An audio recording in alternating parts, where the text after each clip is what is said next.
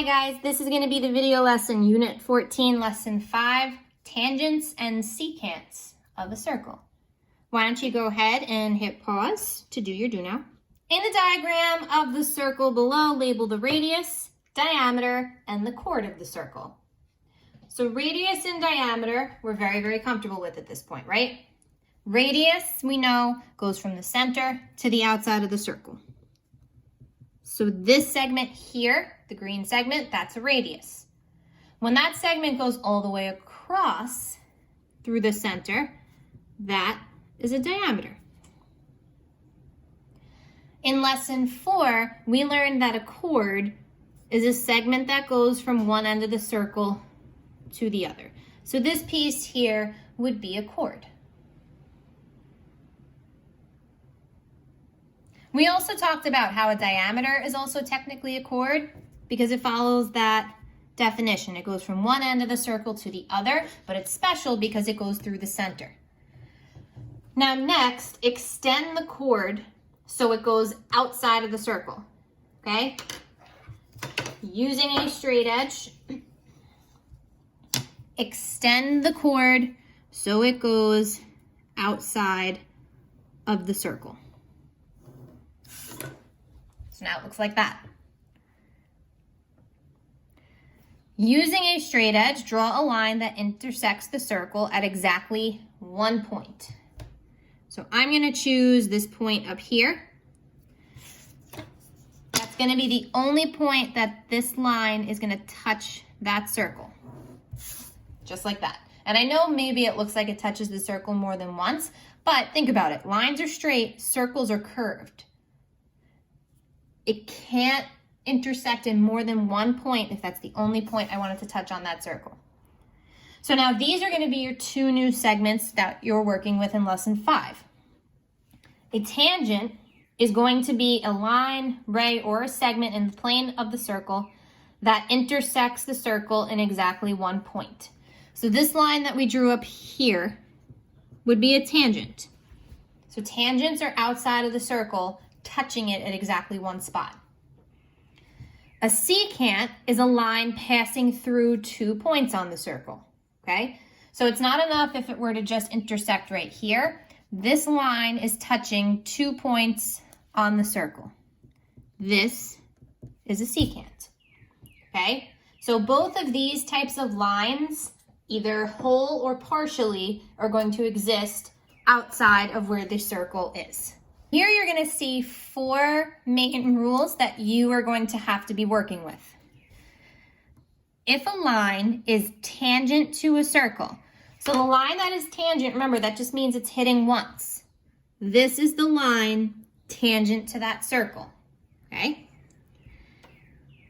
It is perpendicular to the radius drawn to the point of tangency, okay? So this is the point that that line touches the circle. It's perpendicular to this radius. And now what we saw with chords is that perpendicular aspect came into play where we had to create right triangles and we had to do the Pythagorean theorem. So a place that we could potentially do that, maybe we connect O to B. Next, tangent segments to a circle from the same external point are congruent. So external means outside, tangent means touches the circle once. So this tangent touches the circle once. This tangent touches the circle once. They both meet at the same point. So it kind of looks like a birthday hat, right? Here's your birthday hat, it's his birthday. When that happens, these two tangents are congruent, just as they are marked. So when that happens, those two tangents, in this case, those two tangents are AB and BC, they are congruent.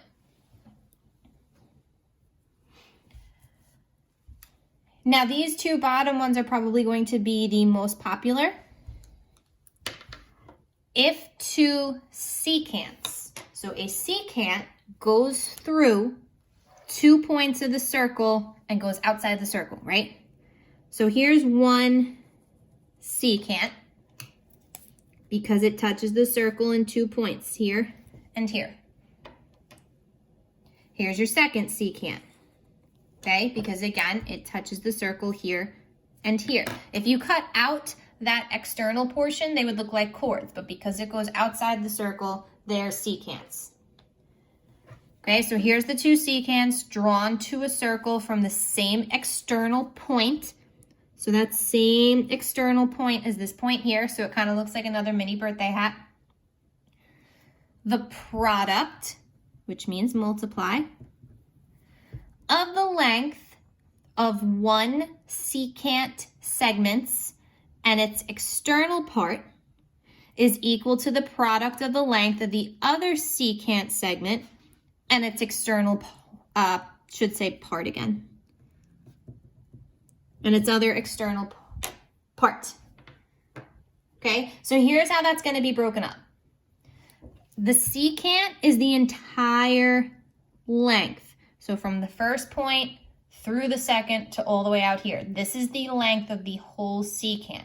When it's talking about the external part of that secant, it's talking about the part of it that exists outside of the circle. So the part from here to here, this is internal because this is inside the circle. This part here is external because it's outside the circle. Same thing with this one. You have an internal part and an external part. So what this rule is going to be is multiplying the whole length times the external part equal to this whole length times this external part. So as far as what's labeled on here, A, okay, which is the whole thing, is going to get multiplied by that external part, B. Set that equal to the other secant, same thing. The whole length, C, times the external length, D.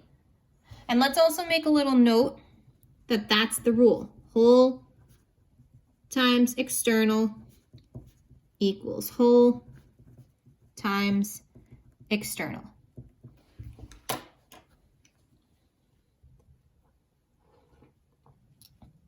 Okay, and that's a rule that's going to make a lot more sense once you actually do it. But visually, that's what it's going to look like. Lastly, if a secant segment, so the secant segment here, definition of a secant is it's the line that's going to hit the circle twice and then it goes outside the circle. So that's going to be that line there. And a tangent. Tangent only hits the circle once. This line here only hits the circle once. Are drawn to a circle from the same external point, so here, so another birthday hat.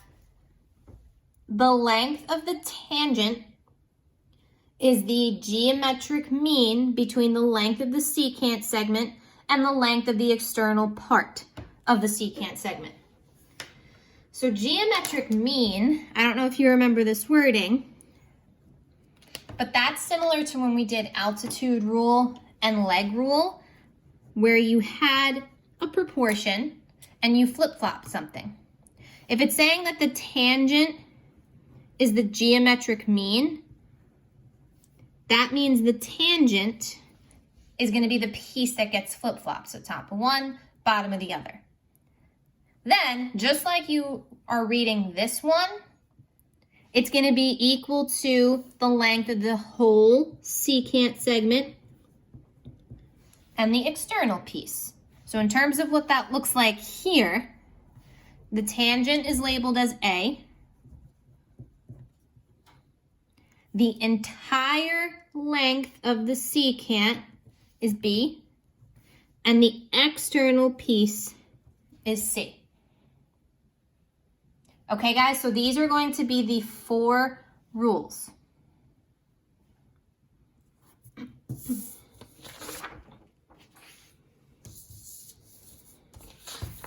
Okay, so in this video, I'm going to do 1 through 4 with you, okay, covering each of those rules. Number 1, given circle O with tangents AB and AC, find X.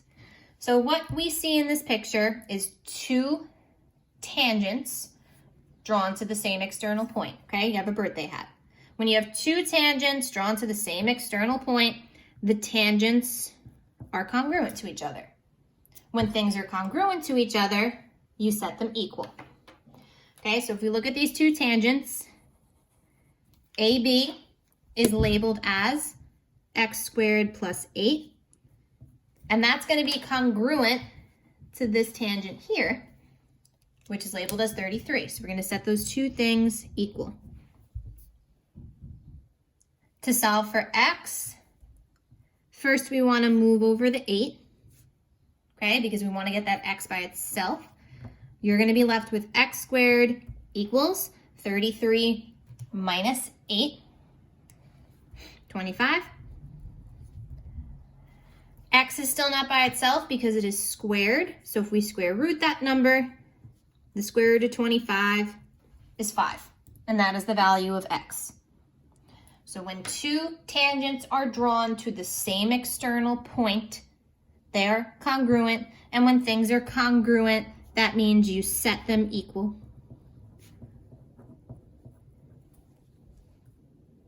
Okay, and that's how you use that property. Number 2, given circle O with tangent AB and a radius of 12, find the length of x. So here's your tangent. And we know that when tangents meet the radius, they are perpendicular to each other, okay? And what's going to help us here is the fact that they're perpendicular to each other. Now we can use this right triangle to solve for a missing part. So it wants the length of x, which is the side of a triangle. You're given 12 here, and you're given piece of this side, right? So first, let's start by acknowledging it's a right triangle, and to find a missing part of that right triangle, we have to use the Pythagorean theorem. We know that we can substitute in A and B, okay? So x and 12. And these pictures really require you to look. Radius or diameter, those are very special lengths. And just because they only mention one thing being a radius, that does not mean that there are not other radii in the picture. As long as you have another segment going from the center to a point on the circle, that means you have another radius. That's what's happening right here. Okay, if I were to block out this part of the picture, oops, sorry about the shadow. If I were to block out that part of the picture, this is a radius and this is a radius. So because the radius is 12, the distance from O to this point is also 12. And what that now allows you to do is get the entire length of the hypotenuse of that right triangle. And the entire length of that hypotenuse is going to be 12 plus 8, which is 20, okay? And that's what's going to go into c squared, our hypotenuse.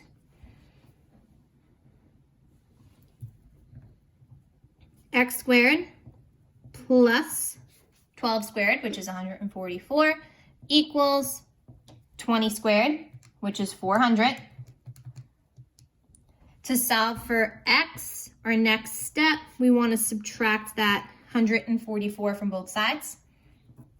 We're going to be left with x squared equals 256 square root. And now, is this a perfect square? If it's something you're unsure of, type it in. The square root of 256, yes. X equals 16. So there we go. We found the length of x. So an important note here is look for other radius.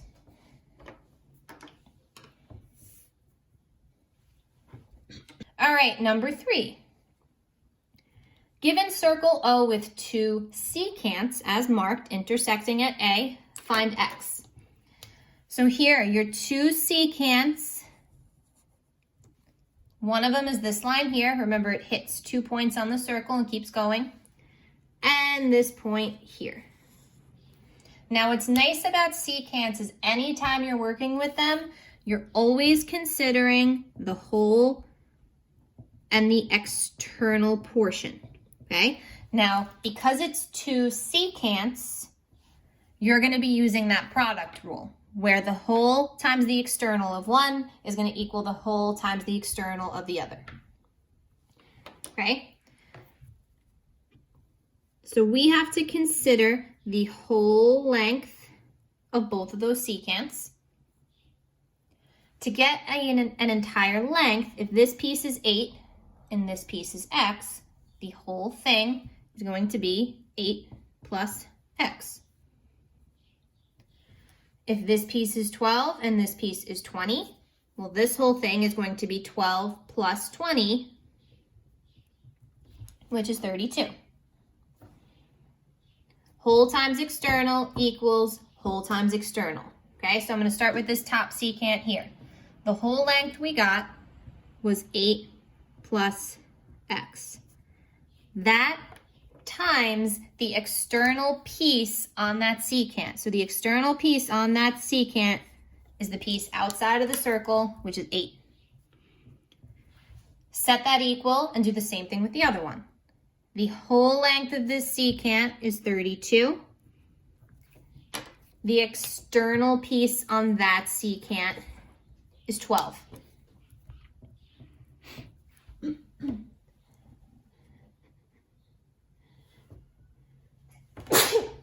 Yeah.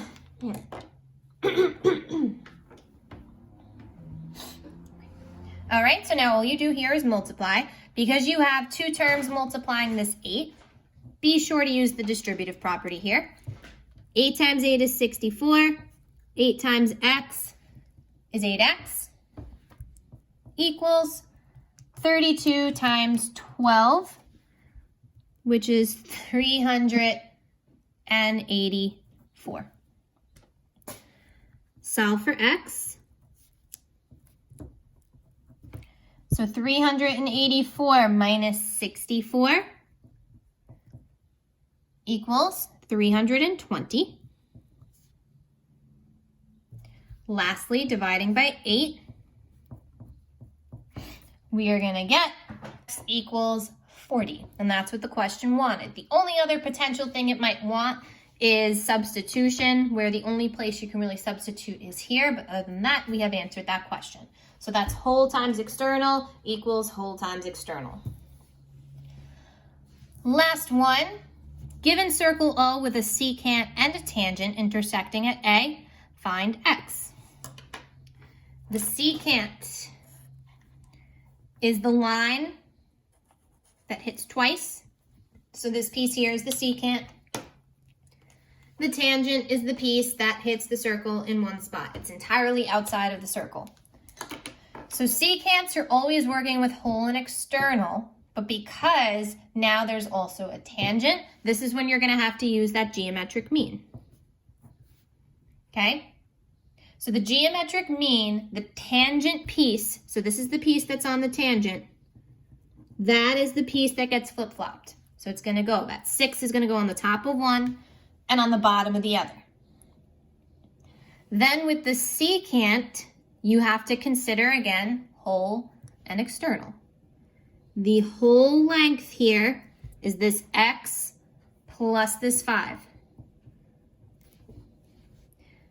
X plus 5. The external, okay, is here. This is the piece labeled on the outside. Here we go, cross multiply. X times x plus 5. We have to remember to distribute that. 6 times 6 is 36. X times x is x squared. X times 5 is 5x. Set that equal to 36. Now, and earlier in the year, I encouraged you to use your calculator to do this, but in hopes of also preparing you for Algebra 2 next year, Factoring is huge in Algebra 2. So we're going to practice that with this question. Anytime you have an x squared and another x, first and foremost, you can't combine them, but you do want to get them set equal to 0. So you got to get that 36 moved over to the other side. Then you want to look for structure.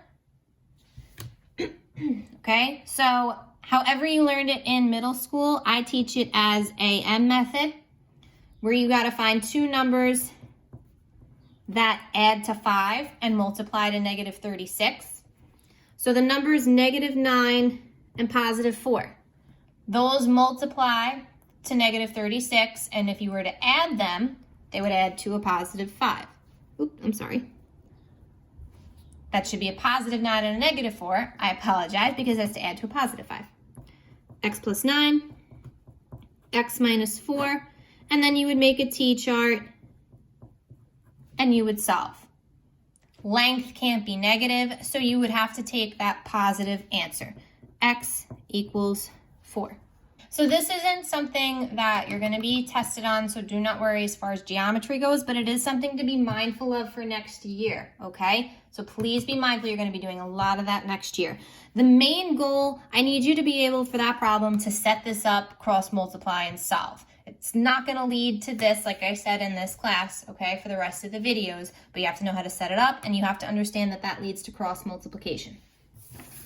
So for the rest of the packet, pay attention to what you have, okay? So you have tangents in this picture. In this picture, you have two secants, so you're going to be working with whole and external, okay? Go through. The most important page in here is your closure, where it's going to contain every single property we did with chords and every single property here. Your next lesson is going to be a practice of all of these properties, so this sheet should be with you when you do that next lesson, and this sheet should also be with you when you are taking your quiz on chords, secants, and tangents. If you guys have any questions, please reach out to me, okay? Have a great day.